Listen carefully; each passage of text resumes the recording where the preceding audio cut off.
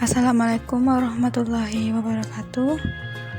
Saya Ezra Olompi dengan NIM 2110252045 dari kelas proteksi D Biologi Shift Senin. Di sini saya akan menjelaskan struktur batang dikotil dan monokotil. Struktur batang dikotil. Yang pertama, epidermis. Epidermis pada batang terdiri dari sel lapis sel yang tersusun secara rapat tanpa ada ruang antar selnya, dan bagian luar dinding terdapat kutikula. Bagian ini berfungsi sebagai pelindung terhadap jaringan yang terletak di bagian dalam batang dari ancaman infeksi patogen atau mekanik.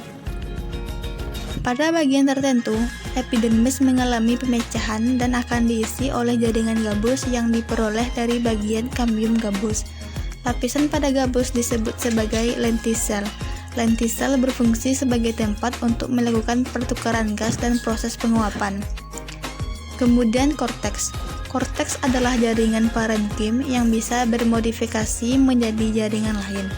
Korteks berfungsi sebagai tempat penyimpanan cadangan makanan. Lalu ada stele atau silinder pusat. Stele atau silinder pusat yang terletak di bagian dalam batang di sebelah dalam bagian endodermis.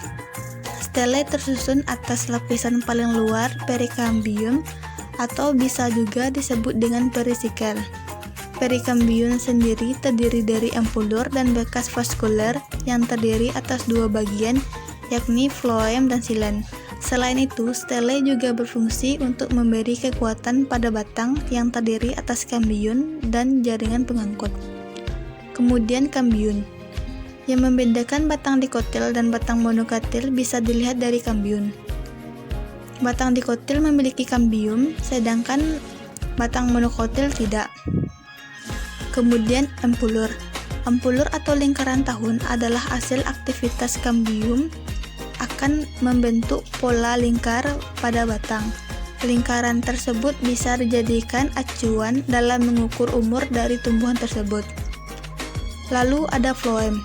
Floem adalah jaringan pengangkut fotosintesis dari daun menuju seluruh bagian tumbuhan yang berada di luar kambium.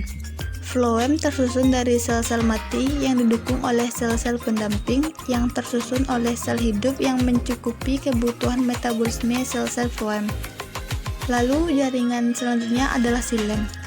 Xilem adalah bagian dalam kambium yang mampu mengangkut air dan mineral yang berlawanan arah dengan floem. Xilem akan membawa air dan mineral untuk membantu proses pertumbuhan metabolisme lainnya. Struktur batang monokotil. Yang pertama, epidermis. Berfungsi untuk melindungi jaringan tumbuhan yang berada di bagian dalam batang. Kemudian korteks. Berfungsi untuk memperkuat dan mengeraskan bagian luar batang. Selanjutnya, endodermis. Sel lapis sel yang melindungi silinder pusat.